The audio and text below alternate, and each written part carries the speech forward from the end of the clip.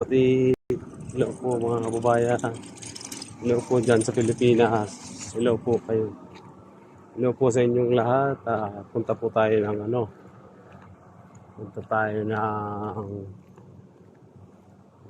ng Lulu. Nautusan tayo ni Miss ko. Punta tayo ng Lulu. Meron tayong gagawin doon. Meron tayong doon mga guys.